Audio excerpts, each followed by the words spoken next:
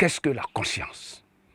Et à ce niveau, nous allons d'abord comprendre que cette étude-là, de façon générale, surtout ce point de façon spécifique d'abord, est un point qui nous amène à comprendre ce que c'est que la conscience. Et du coup, avant de passer à la conscience, nous avons mis la conscience, mais il fallait qu'on revienne un peu en arrière avant la conscience. C'est la question du psychisme. Ce serait plus intéressant d'étudier le psychisme d'abord, savoir ce que c'est que le psychisme. Donc, nous avons mis la conscience, mais nous allons d'abord commencer par le psychisme humain, puisque, comme grand titre, nous avons mis le psychisme humain. Avant de passer à la conscience, qu'est-ce que le psychisme humain? Le psychisme humain, quand on parle du mot psychisme, il faut voir que le psychisme désigne l'ensemble des phénomènes et processus psychiques. Mais quand on parle de psychisme, à quoi cela a trait? Le psychisme a trait à la pensée, à l'esprit. Voilà, il faut comprendre ça dans ce sens. Le psychisme a trait à la pensée, à l'esprit. Donc l'esprit, voilà. Et ensuite, qu'est-ce qu'on peut dire encore? Et les processus, quand on parle d'esprit et de pensée, cela nous appelle à réfléchir, à penser à ce qu'on appelle les processus mentaux, le mental, le côté mental, différent du côté physique et matériel. Voilà. Donc ici, on peut aussi définir le psychisme comme l'ensemble des caractères conscients ou inconscients. Voilà encore que nous revenons maintenant à la conscience. Donc on était allé un peu trop vite. Donc maintenant, nous pouvons nous demander qu'est-ce que la conscience? Donc, en petit 2, nous allons voir la question de la conscience, puisque nous avons une idée maintenant de ce que c'est que le psychisme humain. Donc, dans le psychisme humain, retenons bien que c'est l'ensemble des caractères conscients ou inconscients. Conscients ou inconscients, relevant de l'esprit humain. J'ai bien dit, quand on parle de psychisme, il faut voir tout de suite la question de l'esprit, de la pensée. Ensuite, nous allons nous demander à savoir qu'est-ce que la conscience elle-même. La conscience, dans son étymologie, et généralement, en philosophie, il est intéressant aussi pour les apprenants de se faire une idée des étymologies des mots qui les aident à mieux comprendre, à mieux cerner les différents concepts. Donc ici, nous allons nous référer à l'étymologie du mot conscience qui vient du latin. Elle vient du latin. Donc nous allons passer à ce niveau du tableau, ici, pour les explications. Donc, le mot conscience vient du latin cum scientia. Cum scientia. Et qu'est-ce qu'on peut attendre par cum scientia ici?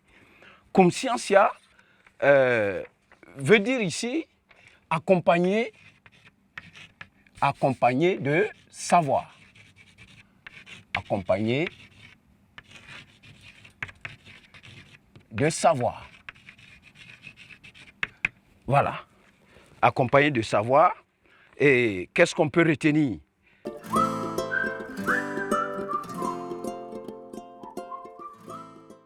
Et encore, en pensant à accompagner de savoir, nous pouvons également comprendre que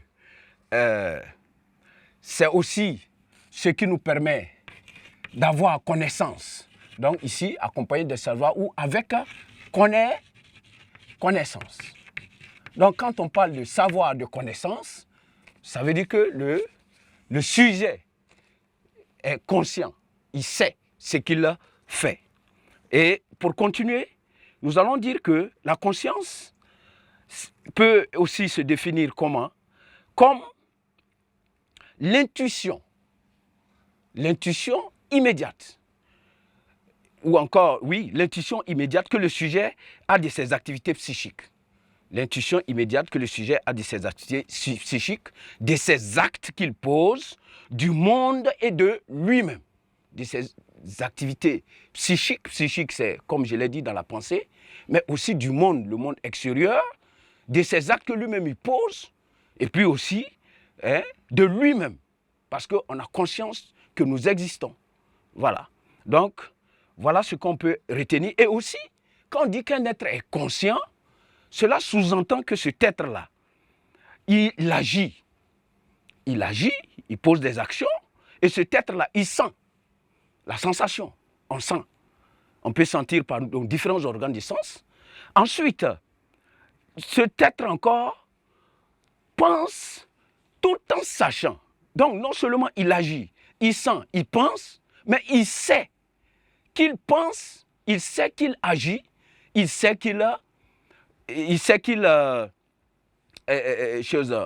il sait qu'il pense, il sait qu'il agit, il sait qu'il sent. Voilà. Donc, ce qu'il fait là, il y a un retour là-dessus. Donc, lui-même, il sait ce qu'il fait. Parce qu'on peut faire quelque chose sans le savoir.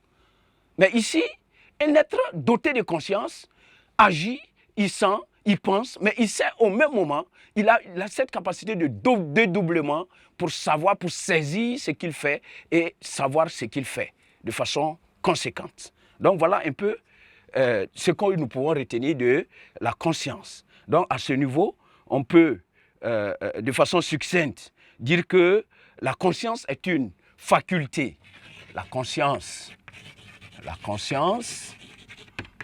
est une faculté psychique. Est une faculté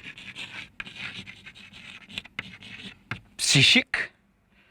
La conscience est une faculté psychique, voilà, qui permet à l'individu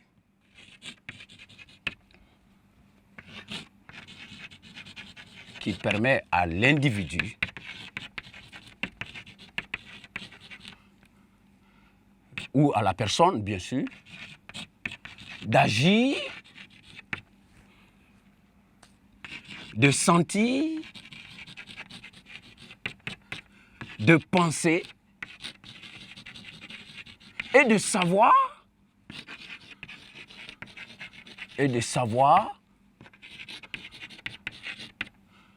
qu'il agit, pense et sent. Ça, c'est une définition très simple, terre à terre, que nous vous donnons pour que vous puissiez mieux comprendre. Et sinon, on peut aller dans d'autres définitions, hein, mais nous préférons que vous cerniez cette définition qui est assez simple à comprendre.